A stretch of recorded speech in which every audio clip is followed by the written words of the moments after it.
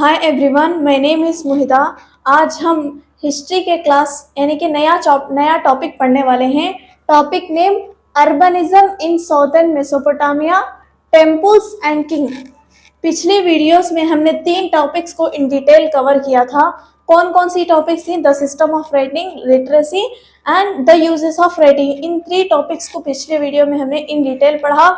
आज हम इस टॉपिक को इन डिटेल कंप्लीट करने वाले हैं। पहले तो टॉपिक का मतलब क्या है? अर्बनिज्म इन साउथर्न मेसोपोटामिया, यानी कि मेसोपोटामिया के जो साउथ में जो सिटीज इमर्जेंस हुई वो किस यानी कि मेन किस वजह से वो सिटीज यानी कि अर्बनिज्म डेवलप हुआ था।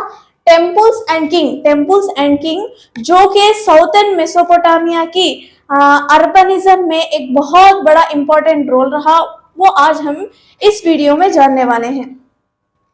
From 5000 BCE, settlement had begun to develop in southern Mesopotamia.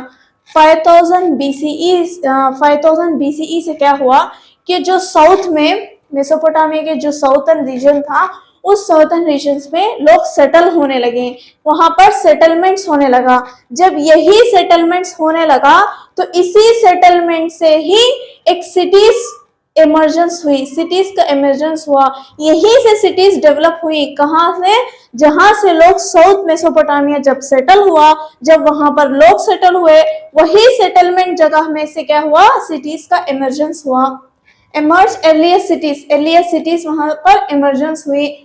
These were of various kind.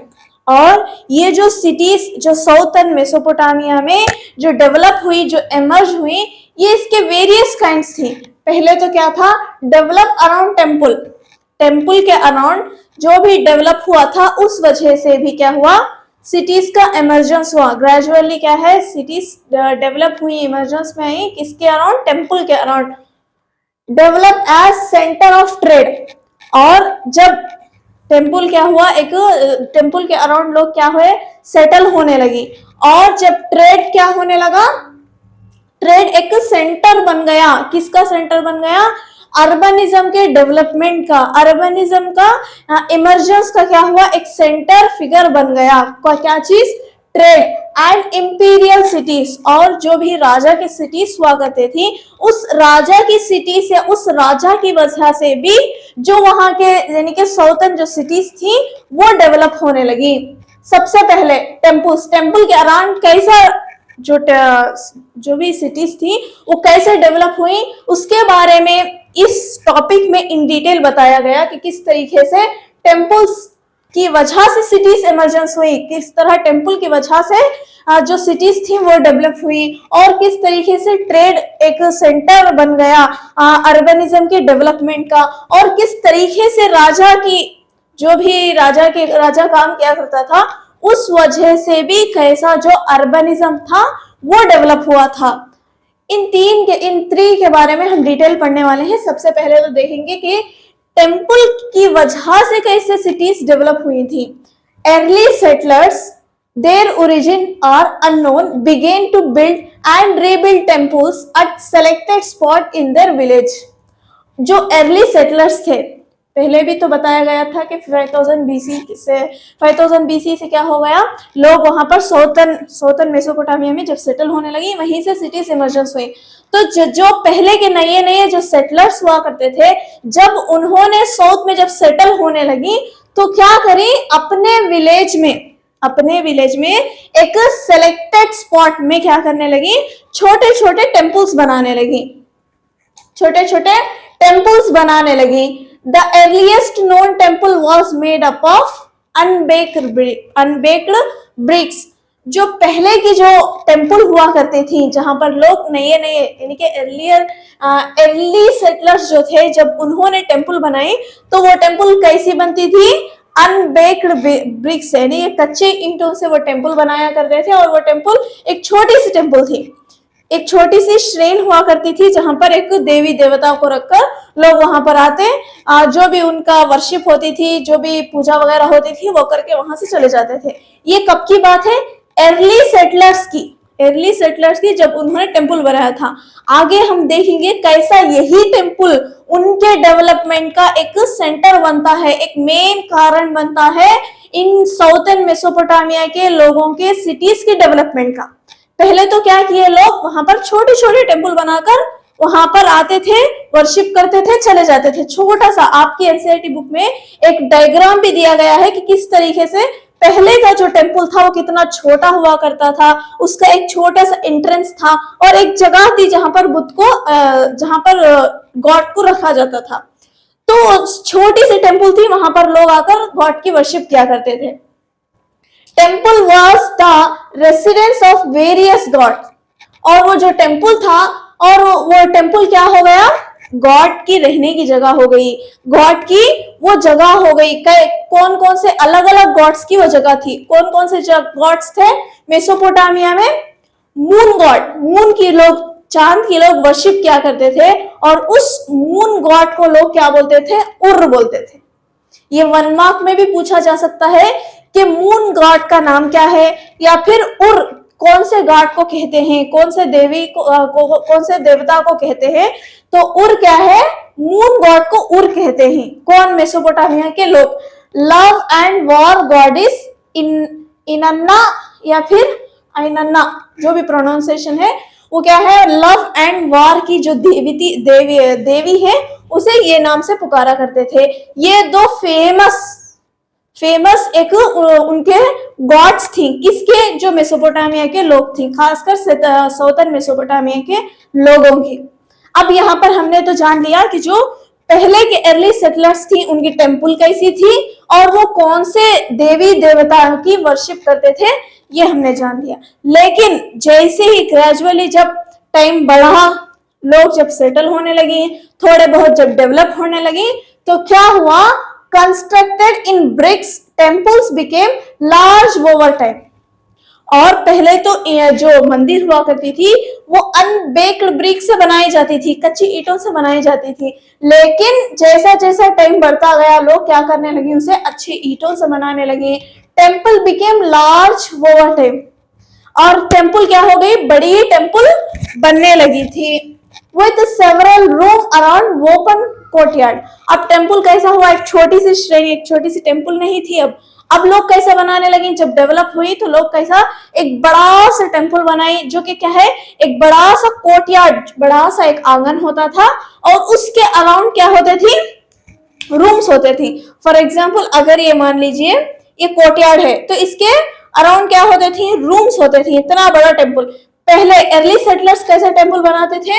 एक छोटा सा टेम्पल बनाते थे, उसका एक एंट्रेंस होता था, यहाँ पर गॉड को रखा जाता था। इतना सा छोटा सा टेम्पल था, लोग यहाँ पर आते थे, वर्शिप करते थे, चले जाते थे। लेकिन अब जब ग्रेजुअली जब टाइम बढ़ा, over became large over time, जब टाइम बहुत बड़ा, यानी कि बहुत समय बाद जब लोग डेवलप होने लगे, सिटीज डेवलप होने लगी, तो क्या हुआ?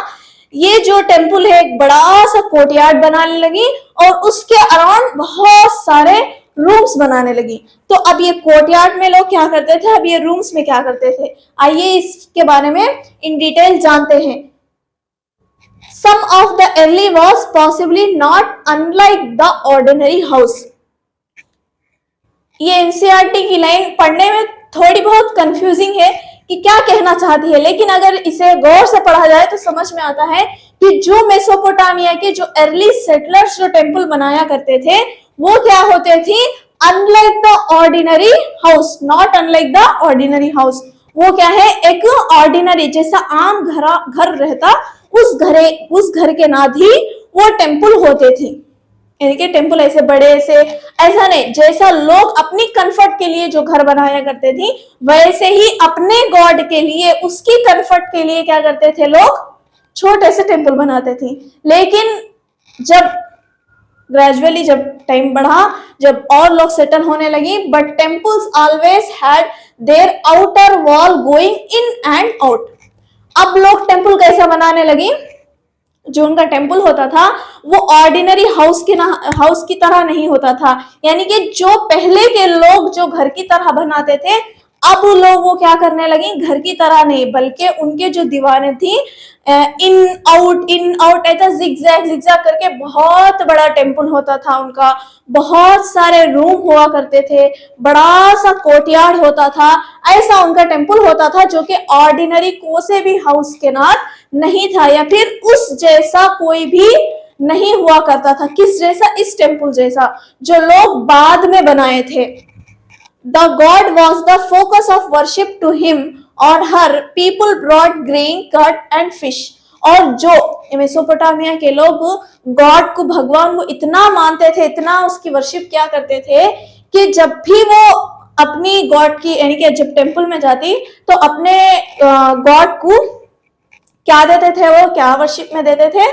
ग्रेन्स देते थे, कर्ड दही, फिश, ये सारा क्या करते थे? अपने जो गॉड थी उसकी वर्शिप में देते थे। The God was the focus of worship. जो भी उनका वर्शिप हुआ करता था वो गॉड के लिए वर्शिप करते थे, और उसके लिए क्या करते थे? पीपल, वहां के जो भी पीपल थे, ये 3 चीजों को लाया करते थे। अब हमें इसके बारे में कैसा पता चला? तो the floor of early temples had thick layer of fish bones. जो पहले के जो टेम्पल्स हुआ करते थी उस टेम्पल्स में आर्कोलॉजिस्ट को क्या मिला? उस टेम्पल के जो फ्लोर, उस टेम्पल की जमीन में thick layer of fish bones मिली, बहुत सारे मछलियां की हड्डियां मिली।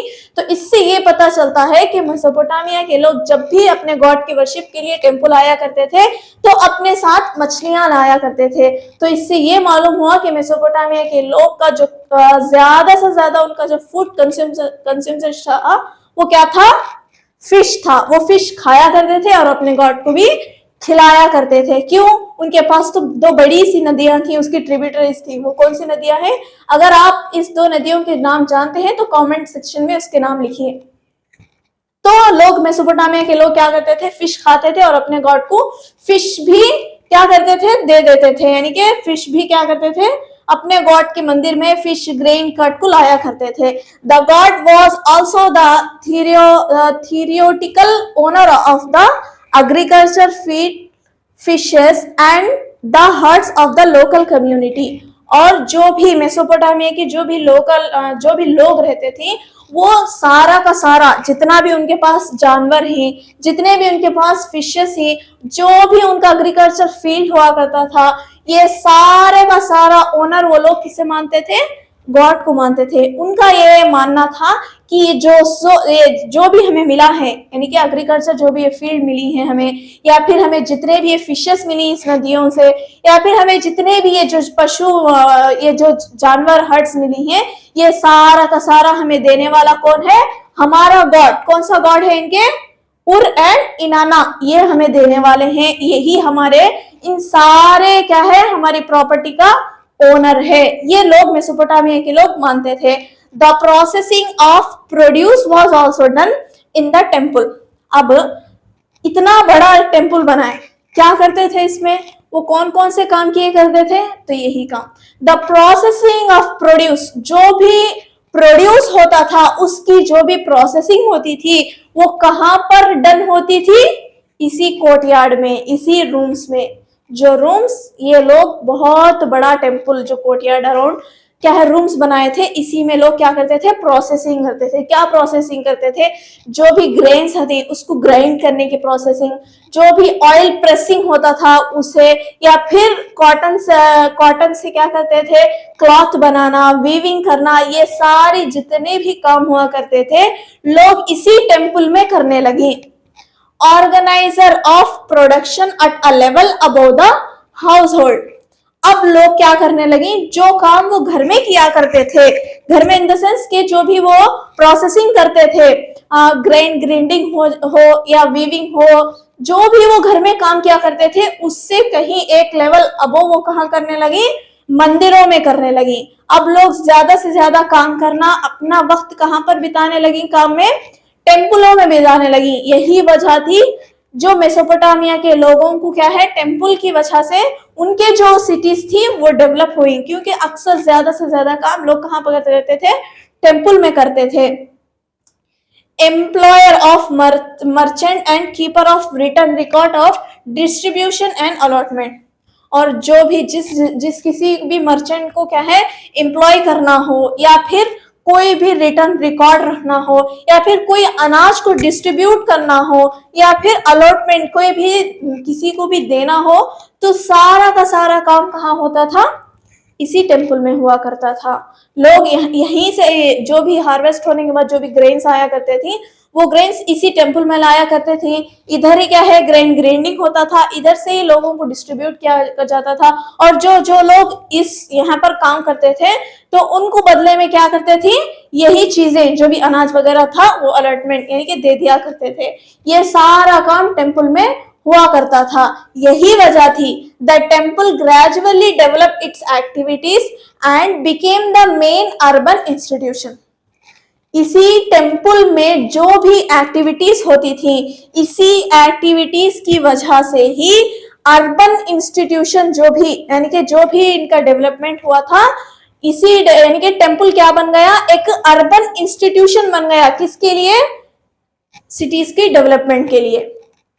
यहां तक यानी कि ये हमारे टॉपिक का फर्स्ट टेम्पल्स के बारे में तो हमने सारा कुछ जान लिया कि अर्ली टेम्पल्स कैसे थी और लेटर जो ये टेम्पल्स कैसे थी और उधर क्या क्या काम किया करता था। और यही जो टेम्पल्स थे ये क्या है, मेन अर्बन इंस्टीट्यूशंस था। किसका, जो भी सिटीज डेवलप हुई थी उनकी डेवलपमेंट का। तो यहां तक हमने इन डिटेल जान लिया। अब इसके बाद कुछ प्रॉब्लम्स भी थी। किनके लिए प्रॉब्लम्स थी, मेसोपोटामिया के जो लोग थी उनके लिए चंद प्रॉब्लम्स भी थी। वो क्या प्रॉब्लम्स थी, एक नेचुरल प्रॉब्लम था और एक मैन मेड प्रॉब्लम था। नेचुरल प्रॉब्लम क्या होते थे, जिस नदी के पास में यूफ्रेट टिग्रिस रिवर के पास जो लोग रहते थे उनके लिए नेचुरल प्रॉब्लम क्या होता था कि जो नदी थी, मान लीजिए यूफ्रेट रिवर है, ये यूफ्रेट रिवर के आसपास में जो लोग रहती इनके लिए थोड़ी बहुत प्रॉब्लम भी होती थी, जो कि नेचुरल प्रॉब्लम थी। वो प्रॉब्लम क्या थी, कभी कभार क्या होता, ये नदी में जो पानी बहकर आता वो फ्लड हो जाता। जब फ्लड हो जाता था तो इन लोगों को कुछ प्रॉब्लम भी हुआ करती थी। और दूसरी क्या प्रॉब्लम होती थी उन्हें, मान लीजिए कि अगर यहाँ के लोगों, अब ये नदी हो जा, यहाँ के लोगों को अगर अपनी फील्ड एग्रीकल्चर फील्ड में पानी की जरूरत है तो इस नदी से वो क्या करती, पानी यूज कर को अपनी फील्ड में ले लिया करते। लेकिन ये नदी क्या करती, अपना जो कोर्स था वो अपना कोर्स क्या कर देती, चेंज कर लेती। इस जगह जो नदी जाना था वो नदी कहाँ चली जाती, ऑपोजिट में चली गई यहाँ, या फिर कोई दूसरी जगह से नदी चले गई। तो इस जगह में रहने वालों के लिए प्रॉब्लम होया करती थी इसकी वाटर की। तो लोग क्या करते थे, अक्सर विलेजेस क्या है, यहाँ से यहाँ शिफ्ट होना, यहाँ पर जहां उन्हें पानी अवेलेबल होता था अपने एग्रीकल्चर के लिए या फिर अपने जो भी किसी भी जरूरत के लिए। अब पानी तो मेन सोर्स है लिविंग का, तो लोगों के लिए जब पानी की जब ज्यादा जरूरत होती है, लेकिन नदी क्या करती थी, अपना कोर्स जब चेंज करती थी तो मेसोपोटामिया के जितने भी विलेजेस थी वो क्या करते थे, दूसरी जगह शिफ्ट होने लगी। ये कुछ प्रॉब्लम्स थी जो कि नेचुरल प्रॉब्लम थी मेसोपोटामिया के लोगों को, जो यूफ्रेट और टिग्रिस रिवर्स के आजू बाजू रहते थे। तो ये नेचुरल प्रॉब्लम थी। मैन मेड भी कुछ प्रॉब्लम हुआ करती थी। वो मैन मेड क्या प्रॉब्लम थी, जो भी यानी कि यूफ्रेट रिवर, अब ये यूफ्रेट रिवर है, यूफ्रेट रिवर यहाँ पर रहने वालों को क्या बोलती, अपस्ट्रीम में डाउनस्ट्रीम। अपस्ट्रीम के रहने वाले लोग क्या करते, ज्यादा से ज्यादा पानी अपने एग्रीकल्चर फील्ड के लिए इस्तेमाल कर लेते। तो यहाँ पर जो साउथ में जो डाउनस्ट्रीम के जो लोग रहती उनके लिए पानी की कमी होने की वजह से ये भी मैन मेड प्रॉब्लम होने हुआ करती थी। अपने एग्रीकल्चर फील्ड के लिए जो पानी उन्हें जरूरत थी वो पानी उन्हें नहीं मिलता था। क्यों नहीं मिलता था, तो अपस्ट्रीम के लोग भी ज्यादा से ज्यादा पानी यूज कर लेते थे। ये एक प्रॉब्लम थी। दूसरी प्रॉब्लम क्या थी, जब भी नदी बहकर आती तो अपने साथ क्या लेकर आती, इरोशन डिपॉजिट ये लेकर आती।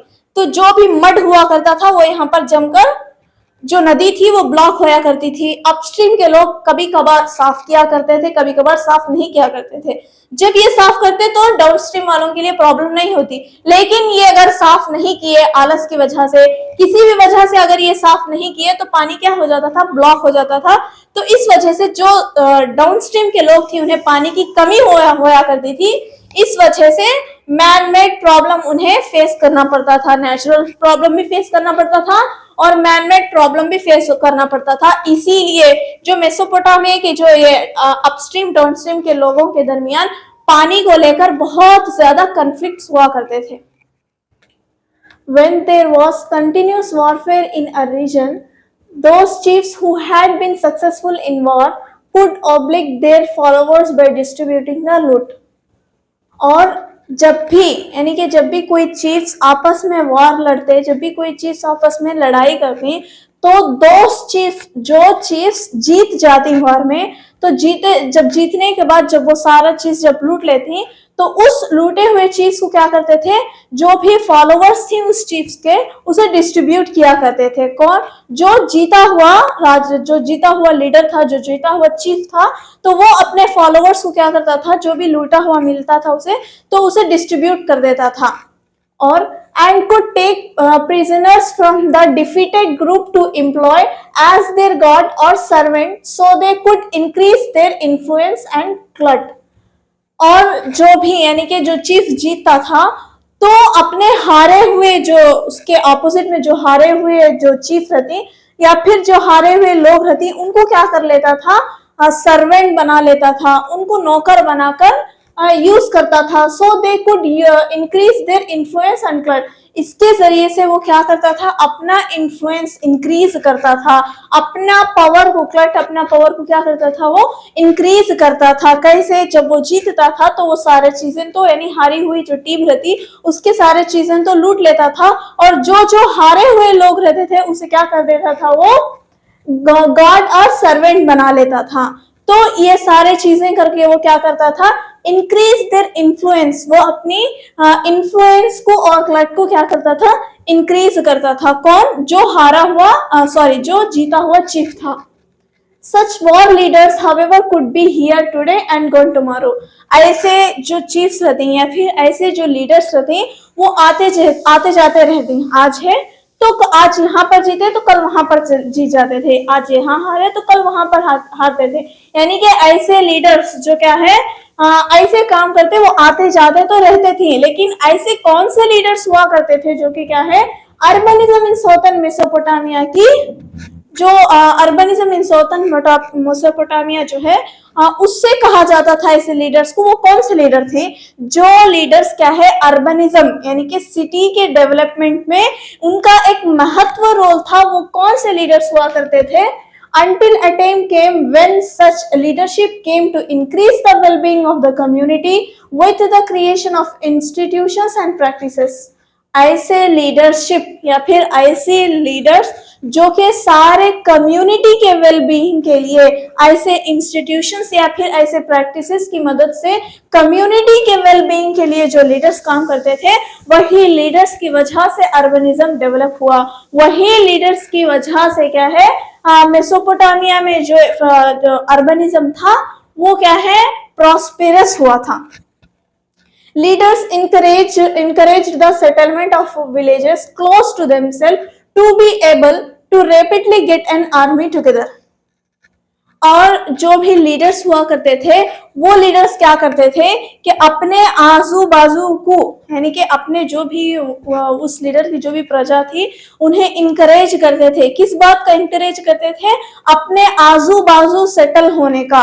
यानी कि जब भी कोई वार की सिचुएशन पेश आई, जब भी वार की जरूरत पेश आई, तो ये लीडर्स क्या सके, तुरंत से तुरंत क्या कर सके, अपने आजू बाजू के जो सेटलमेंट्स हैं उन्हीं लोगों में से चुनकर वार के लिए जा सके। तो वार की सिचुएशन के हिसाब से राजा क्या करता था, जो भी लीडर क्या करता था, वो एनकरेज करता था सेटलमेंट्स को अपने अराउंड रहने के लिए या फिर अपने अराउंड सेटल होने के लिए।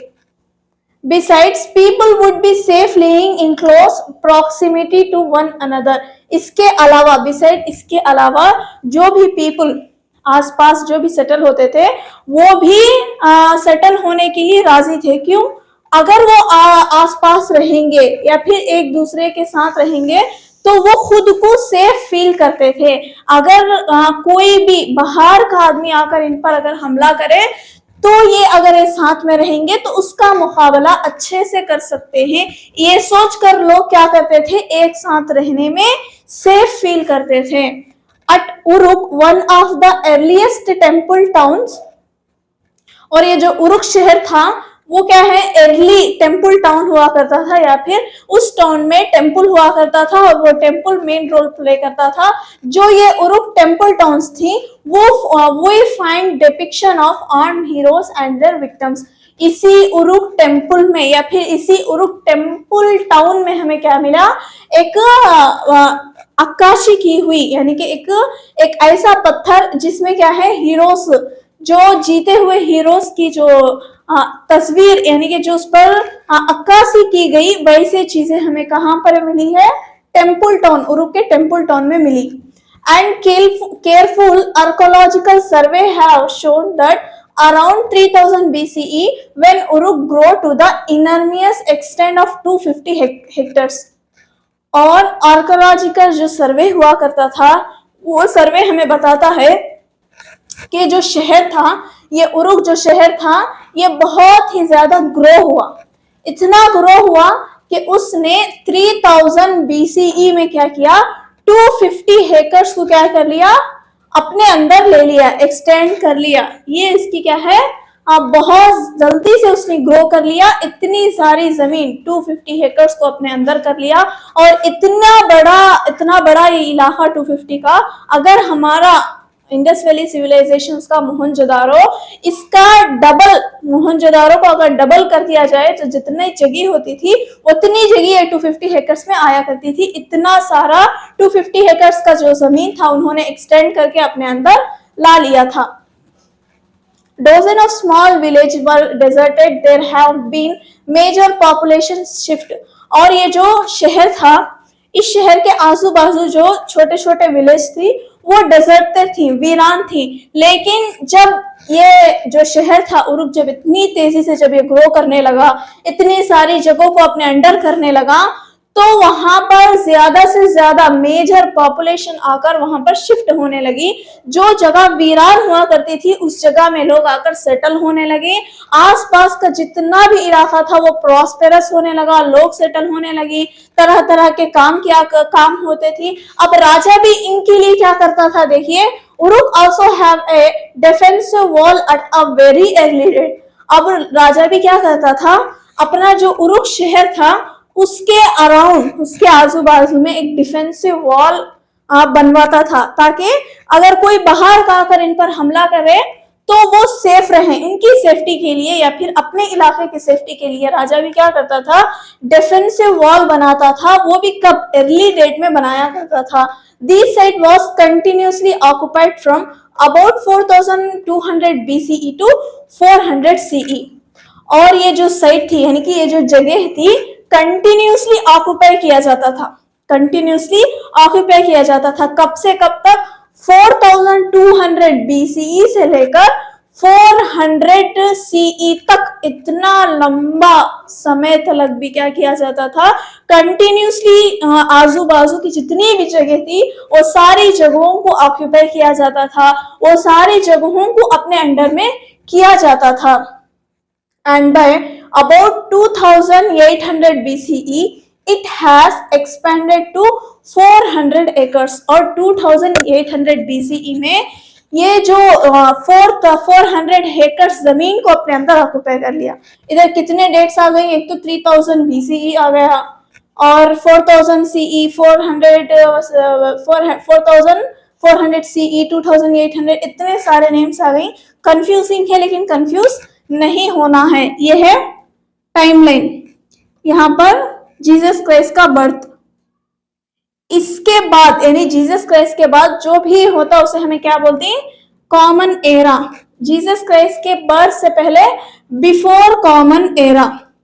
अब यहाँ पर क्या बताया गया कि जितने भी यानी कि दिस साइड जो जगह थी कंटिन्यूसली ऑक्युपाई किया जाता था, कंटिन्यूसली ऑक्युपाई किया जाता था। कब से कब तक? 4200, मान लीजिए यहाँ पर 4200 BCE है, बिफोर कॉमन एरा, यानी कि जीसस क्राइस्ट के पहले 4200 BCE से क्या किया गया, यहाँ की जितनी भी जमीन थी वो ऑक्यूपाई करते गए। कब तक करते गए? 400 CE, यानी कि जीसस क्राइस्ट के 400 साल बाद तक भी क्या करते गए? ऑक्यूपाई करते गए इतना सारा, यानी कि इतना लंबा टाइम तक भी यहाँ के लोग या फिर यहाँ के जो भी चीफ लीडर थे वो क्या करते थे? कंटिन्यूसली ऑक्यूपाई जगह को ऑक्यूपाई करते थे। अब क्या हुआ कि 3000 कहां पर है? हाँ, 3000 BCE में क्या किए वो लोग? 250 एकर्स को अपने अंदर ला लिए, यानी कि 4200 BCE में उन्होंने क्या किया? शुरुआत की नई जगहों को अपने अंडर में करने का। कब? यहां से लेकर 3000 BCE तक क्या किए? कितनी जगहों को ऑक्युपाई किए? 250 एकर्स को उन्होंने अपने अंदर कर लिया। कब से? 4200 से 3000 तक 250 एकर्स को अपने अंदर कर लिया। फिर ऐसे करते करते फिर कब हुआ? 2800 BCE, 2800 BCE में, सिर्फ कितने सालों में? 200 सालों में उन्होंने और कितनी जगहों को अपने अंदर ले लिया? 400 एकर्स को अपने अंदर ले लिया। तो इतने यानी कि 3-4 टाइम जो बताया गया है इसमें हो सकता है कंफ्यूज हो सके, लेकिन कंफ्यूज नहीं होना है। जीसस क्राइस्ट के बिफोर 4200 BC से उन्होंने लगातार ऑक्युपाई करते गए। कब तक करते गए?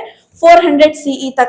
लेकिन 4200 BC से 3000 BC तक उन्होंने 250 एकर्स को अपने अंदर कर लिया। फिर 200 साल बाद 2800 BC में 400 एकड़ को उन्होंने अपने अंदर कर लिया। इससे अंदाजा लगाया जा सकता है कि जो शहर था वो यानी कि कितना बड़ा हुआ होगा या फिर कितना प्रॉस्पेरस हुआ होगा कि उस जगह पर डिफेंसिव वॉल है, जहां पर बहुत बड़ी ही टेम्पल है, वहां पर लोग भी क्या है अपने राजा के लिए जब भी आर्मी की जरूरत पेश आती थी वो आर्मी बनकर लड़ा भी करते थे। इतनी प्रॉस्पेरस जगह हुआ करती थी। Local people were put to work for the temple और रूलर, और जो भी लोकल लोग रहा करते थे उस शहर में या फिर उस जगह में, जो भी लोकल लोग रहा करते थे वो क्या करते थे? टेम्पल के लिए काम करते थे या फिर डायरेक्टली रूलर के लिए उन्हें काम करना पड़ता था। 2 ऑप्शन थे, या तो आप टेम्पल के लिए या फिर डायरेक्टली रूलर के लिए काम करो, लेकिन काम करना पड़ता था। किन लोगों को? वहां के लोकल पीपुल्स को काम करना पड़ता था। एग्रीकल्चर टैक्स वॉज कंपल्सरी, और जो भी एग्रीकल्चरिस्ट थे यानी कि जो भी फार्मर्स थे, जो भी उनका एग्रीकल्चर फील्ड था उसमें से उन्हें कुछ कंपल्सरी टैक्स पे करना ही पड़ता था। किन लोगों को? फार्मर्स को। Those who were put to work were paid ration, और जो लोग लोकल लोग या फिर कोई भी लोग राजा के लिए काम करते हो या फिर किसी टेम्पल के लिए काम करते थे तो उन्हें बदले में क्या पे किया जाता था? राशन पे किया जाता था। अब हमें कैसा पता चला कि उन्हें बदले में जो उन्हें वो काम किया करते थे उसके बदले में उन्हें क्या पे किया जाता था? हमें कैसे पता चला? तो जिस टेम्पल में वो काम किया करते थे या फिर जिस सिटी में वो काम किया करते थे वहां पर हमें 100 ऑफ राशन लिस्ट मिली। उस लिस्ट में किन किन लोगों को कितना क्लॉथ दिया गया है या फिर कितना ब्रेड दिया गया है या फिर कितना ऑयल दिया गया है, ये सारी जितनी क्वांटिटी में दिया गया है, किन लोगों को किस डेट पर कहां पर दिया गया है, ये सारा का सारा एक लिस्ट में मेंशन हुआ है। और ये लिस्ट 100,000 ऑफ लिस्ट थे, जिससे हमें पता चला कि जो भी ऑर्डिनरी पीपुल या फिर लोकल पीपुल टेम्पल के लिए काम करते थे या फिर राजा के लिए काम करते थे या फिर उस कम्युनिटी के लिए या फिर उस सिटी के लिए जो भी काम किया करते थे, तो बदले में उन्हें क्या पे किया जाता था? राशन पे किया जाता था। उन्हें पैसे या फिर कॉइन्स या फिर जगह नहीं दिया जाती थी, बल्कि उन्हें बदले में राशन दिया जाता था। और उसी लिस्ट से हमें एक और बात पता चलती है। क्या बात पता चलती है? कि जो टेम्पल उस वक्त में बनाए जाते थे वो कितने लोग बनाते थे, कितने वक्त में बनाते थे, ये सारा भी हमें उस लिस्ट से पता चला। One temple took 1,500 men working 10 hours a day 5 years to build। और उसी लिस्ट से हमें पता चला कि अगर राजा को एक मंदिर बनाना है तो उस मंदिर के लिए कितने आदमियों की जरूरत पड़ती थी? 1,500 आदमियों की जरूरत पड़ती थी। औरतों का यहाँ पर मेंशन नहीं है, सिर्फ आदमी ही कितने हैं? 1,500 आदमी काम किया करते थे। और कितने घंटे काम किया करते थे? हर दिन 10 घंटे काम किया करते थे। और 5 साल तक लगातार जब काम किए तो 5 साल बाद जाकर एक टेम्पल बनती थी। तो आप अंदाजा लगा सकते हैं कि एक टेम्पल बनाने में जब इतने लोगों की, इतने टाइम की, इतने सालों की जब जरूरत पड़ती थी, तो इमेजिन कर सकते हैं कि वो टेम्पल कितना बड़ा होता होगा, कितना प्रॉस्पेरस होता होगा, क्या क्या चीजों से वो टेम्पल बनाते थे, इतना सारा टाइम लगता था। इससे पहले भी हमने पढ़ा था कि जो टेम्पल था वो क्या क्या करते थे?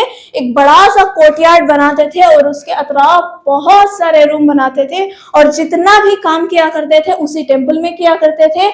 घर के काम यानी कि घर में जो काम किया करते थे उससे दुगना काम किया कहाँ पर करते थे? वो लोग टेम्पल में किया करते थे। ये सारी चीजें वहां पर होती थी। तो टेम्पल बनाने में भी बहुत सारा टाइम लगता था और लोग राजा बनाया भी करते थे।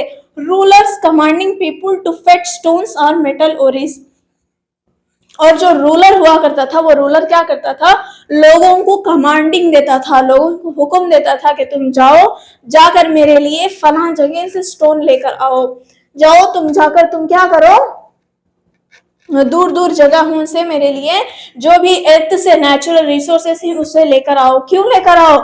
इसी मंदिर को बनवाने के लिए। Else to go to distant country to fetch suitable materials. और क्या क्या किया करते थे? और भी लोगों को वो बहुत दूसरे कंट्री में, दूर दूर कंट्री में भेजता था। क्या लाने के लिए? फेच यानी कि लाने के लिए सुटेबल मटेरियल। जो मटेरियल की जरूरत पड़ती थी पैलेस को बनाने के लिए, मंदिरों को बनवाने के लिए, घर को बनाने के लिए, ये सारी चीजों को बनाने के लिए जो भी सुटेबल मटेरियल होता था उसे लाने के लिए लोग राजा क्या करता था? जो लोग थे उसे कमांडिंग किया करता था। आई थिंक हमें ये पढ़ना भूल गए शायद। Victorious chief began to offer precious booty to the god and thus beautify the community temple। और जो भी जीता हुआ जो चीफ हुआ करता था, जो भी जीता हुआ जो राजा हुआ करता था, वो क्या करता था? प्रीशियस बूटी यानी कि जो यानी कि आपस में वो दो चीफ थे, दो चीफ क्या किए? आपस में लड़ाई किए। लड़ाई करने के बाद जीता हुआ चीफ क्या करता था? हारा हुआ ग्रुप के जितने भी चीजें हुआ करती थी वो सारे लूट लेता था। अब ये सारी जो प्रीशियस बूटी थी, जो भी लूटा हुआ जो भी सामान होता था, उसमें कीमती बूटी को वो क्या करते थे? कीमती चीजों को क्या करते थे? वो गॉड को ऑफर करते थे। जो भी उनका उस जमाने में जो भी गॉड हुआ करता था उसे ऑफर करते थे। And thus beautify the community temple. और एक सारी की सारी कम्युनिटी की जो टेम्पल हुआ करती थी उसकी ब्यूटिफिकेशन के लिए, उसकी खूबसूरती के लिए या फिर उसे बनवाने के लिए काम राजा किया करता था। They would send men out to fetch fine stones and metals। और राजा क्या करता था? जो भी विक्टोरियस चीफ हुआ करता था वो क्या करता था? अपने लोगों को कमांड देता था कि तुम जाओ, जाकर क्या लाओ? मेरे लिए फाइन स्टोन लेकर आओ, मेटल्स लेकर आओ, ताकि मैं क्या करूं? एक खूबसूरत सा अपने गॉड के लिए, अपने भगवान के लिए एक मंदिर बनवाऊं। इससे पहले हमने द पोएम ऑफ इनरमर की जो स्टोरी थी उसमें भी देखा कि किस तरह से राजा ने एक उसके मैसेंजर को हुक्म दिया कि तुम अराटा के पास जाकर लपिस लजुली लाओ। इतने दूर दूर जगह पर जाकर वो चीजें लाया करता था। तो there were also technical advance at Uruk around, यहाँ पर डेट लिखना शायद मैं भूल गई, 3000 BCE bronze tool came into use for various craft. और इसी के साथ साथ क्या हुआ? मेसोपोटामिया में उरुक शहर में एक टेक्निकल एडवांस भी हुआ, टेक्निकल एडवांसमेंट भी हुआ। वो क्या था कि 3000 BCE में लोग क्या करने लगे? जो भी ब्रॉन्ज से बने हुए टूल्स को इस्तेमाल करते थे। किस में इस्तेमाल करते थे? वेरियस क्राफ्ट, अलग अलग क्राफ्ट में ब्रोंज टूल को यूज किया करते थे। ब्रोंज टूल किससे बनते थे? जो भी हमारा कॉपर और टिन को मिलाकर ब्रोंज बनाते थे, तो लोगों ने क्या किया, इस ब्रोंज टूल से भी वेरियस क्राफ्ट को बनाने लगे। Architects learn to construct bricks column. अब जो भी आर्किटेक्ट्स यानी कि जो भी मंदिरें घर बनाने वाले जो भी थे, उन्होंने सीख लिया, क्या सीख लिया? ब्रिक कॉलम बनाना सीख लिए। मतलब क्या है, क्या इससे पहले वो लोग ब्रिक कॉलम नहीं बनाते थे? तो जी हाँ, इससे पहले वो ब्रिक कॉलम नहीं बनाते थे बल्कि वुड कॉलम बनाते थे। अब वुड कॉलम क्या है? मान लीजिए कि अगर एक मंदिर बनवाना है या फिर एक घर बनवाना है, तो सबसे पहले हम क्या करते हैं? पिलर, 4 पिलर्स लगाते। 4 पिलर के बाद उसके ऊपर क्या लगती थी? छत लगती थी, रूफ लगता था। तो इससे पहले जो भी बनवाया करते थे वो वुड कॉलम हुआ करते थे, लकड़ी से बनाया करते थे। अब ये लोग इतनी बड़ी बड़ी मंदिरें बनवाया करते थे, तो इतनी जो भारी रूफ हुआ करती थी, इतनी भारी छत एक वुड चकले के कॉलम पर नहीं टिकती थी। तो इसीलिए ये लोग क्या किए, एक और एडवांसमेंट इन्होंने क्या किया, जो भी ब्रिक कॉलम बनवाने लगे, ईंटों के कॉलम बनवाने लगे, यानी कि ईंटों से क्या करने लगे? पिलर्स को बनवाने लगे। इस ईंटों से बनी हुई पिलर के ऊपर जब उन्होंने छत डाली तो वो अच्छी खासी चलती थी। 100 of people work at making and baking clay cones. और मेसोपोटामिया में 100 ऑफ पीपल्स, ज्यादा से ज्यादा पीपल क्या करते थे, क्या काम करते थे? Work at making and baking clay. वो क्या करते थे? मट्टी को बनाना, मट्टी के यानी कि क्ले कोन बनाया करते थे। क्ले कोन को गर्म करते थे या फिर उससे क्ले कोन बनाते थे। अब एक क्ले कोन का यूज क्या करते थे? तो painted at different colours created a colourful mosaic. अब ये जो भी वो लोग यानी कि क्ले कोन बनाते थे, ये क्ले कोन से क्या करते थे? ऐसे शेप के, वो यूनिफॉर्म शेप के क्ले कोन बनवाया करते थे। ये क्ले कोन को क्या करते थे? दीवारों में, दीवार में लगाते थे। दीवार में लगाने के बाद इसमें अलग अलग कलर से पेंट किया करते थे। ये पेंट करने के बाद क्रिएटिंग ए कलरफुल मोज़ेक बनाते थे। अब मोज़ेक क्या है? ये एक तरीके का आर्ट हुआ करता है जो अलग अलग कॉलम यानी कि क्ले कॉलम्स को जोड़कर एक अच्छी सी पेंटिंग या फिर एक अच्छी सी चीज बनवाया करते थे, जो कि डेकोरेशन के लिए बहुत ही ज्यादा अच्छी और खूबसूरत हुआ करती थी। तो मेसोपोटामिया के लोग इतने एडवांसमेंट थे कि उन्होंने मोज़ेक को लर्न किया, उसे अपनी दीवारों पर या एज ए ब्यूटीफी उसे सजाने के लिए भी इस्तेमाल किया करते थे।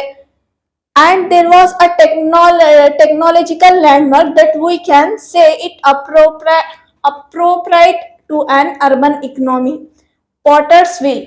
और ये जो मेसोपोटामिया के लोग थे, तो इन्होंने एक टेक्नोलॉजिकल लैंडमार्क भी किया। क्या किया कि इन्होंने एक पॉटर्स व्हील को बनवा लिया। इससे पहले जो भी पॉट वगैरह बनाया करते थे, वो एक ही तरह के सारे पॉट्स नहीं बनवाया करते थे, लेकिन जब ये व्हील आ गई, पॉटर्स व्हील आ गई, तो एक ही वक्त में एक ही जैसे के डजन्स ऑफ व्हील्स बनाया करते थे। अच्छी खासी प्रोडक्शन हुआ करती थी किसकी? पॉट्स की। ये भी एक इन्होंने एक डेवलपमेंट किया, एक एडवांसमेंट किया।